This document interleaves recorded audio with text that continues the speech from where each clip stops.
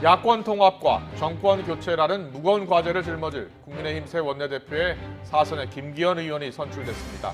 김신임 원내대표는 앞으로 1년간 제1야당의 원내 사령탑 역할을 수행하게 됩니다. 윤호중 원내대표 선출에 이어서 새로운 당대표와 최고위원 등 지도부 선출을 앞둔 민주당은 문자폭탄 등 강성 지지층을 둘러싼 내홍에 휩싸였습니다. 국회 취재기자 연결합니다. 이경국 기자. 네, 국회입니다. 네, 국민의힘 원내대표 경선 그동안 후보들 간 치열한 경쟁이 펼쳐졌는데요. 새 원내대표에 김기현 의원이 선출됐다고요? 네, 그렇습니다. 국민의힘은 오늘 오전 원내대표 선거를 거쳐서 4명의 후보 가운데 사선의 김기현 의원을 원내대표로 선출했습니다. 울산이 지역구인 김 의원은 판사 출신으로 국회의원 3선에 성공한 뒤 울산시장을 지냈지만 재선 도전에서 낙선했고 지난해 총선에서 다시 국회에 입성했습니다. 당내 대표적인 전략통으로 꼽힙니다. 국민의힘 원내대표 선거에는 김기현 의원을 포함해서 김태흠, 권성동, 유이동 의원이 출마했는데요. 1차 투표에서 과반 득표자가 나오지 않아서 결선 투표를 진행했습니다. 1, 2위를 기록한 김기현 의원과 김태흠 의원이 결선 투표를 벌인 결과 재석 의원 100명 가운데 66명의 지지를 얻어서 김기현 의원이 최종 원내대표로 선출이 됐습니다. 국민의힘 새 원내대표 앞으로 남은 숙제가 만만치 않습니다. 내부적으로는 오는 6월 전당대회를 잘 준비해서 차기 지도부를 구성해야 하고요. 또 이명박 박근혜 전 대통령 사면론으로 불거진 도로 한국당 논란 수습과 영남 꼰대당 이미지 탈피를 통해 대선 전 민심 이탈을 막는 것도 중요한 임무입니다. 민주당과 법사위원장 자리를 포함해서 상임위원장 재배분 협상에 나서야 하는 과제도 함께 안고 있습니다. 또 한창 논의가 진행 중인 국민의당과의 야권 통합 문제도 새 지도부의 몫인데요.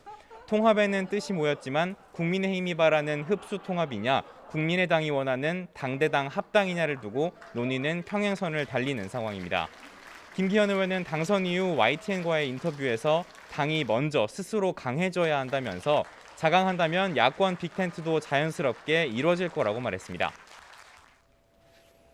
네, 이번엔 민주당 상황 살펴보겠습니다. 새 지도부 선출이 코앞인데요. 내부 분위기가 심상치 않은 것 같다고요. 네, 민주당은 차기 당대표와 최고위원을 뽑는 전당대회를 불과 이틀 앞두고 있습니다.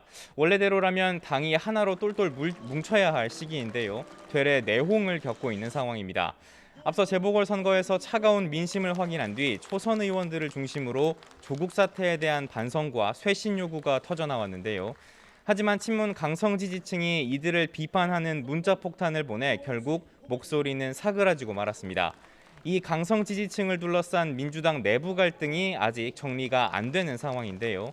당내 비주류로 분류되는 조응천 의원이 어제 문자폭탄 내용을 직접 언급하며 일부 강성 지지층에 대한 비판을 쏟아내기도 했습니다. 들어보겠습니다.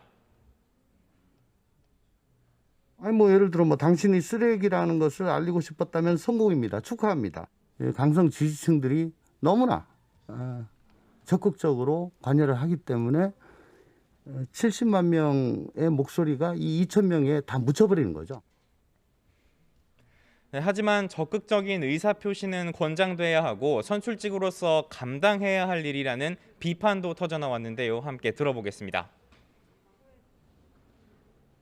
문자폭탄이라고 불리는 그런 의사표현들과도 마주쳐야 되는 거고 네. 그렇다고 생각을 합니다. 네.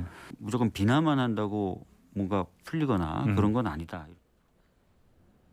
네, 민주당 윤호중 원내대표는 언론 인터뷰를 통해 적극적인 의사표현이 잘못은 아니라면서도 의견이 다르면 적으로 간주하는 문화에서는 벗어나야 한다며 한 발 물러섰습니다. 이 재보선 참패로 떠오른 민심과 당심의 괴리가 여전히 민주당의 발목을 잡는 모양새입니다. 조응천 의원이 10명에서 20명의 쇄신파 모임을 결성하겠다는 뜻까지 밝혀서 혼란은 당분간 계속될 전망인데요. 모레 전당대회를 통해 뽑힐 새 지도부에게도 크나큰 부담으로 남게 됐습니다. 지금까지 국회에서 전해드렸습니다.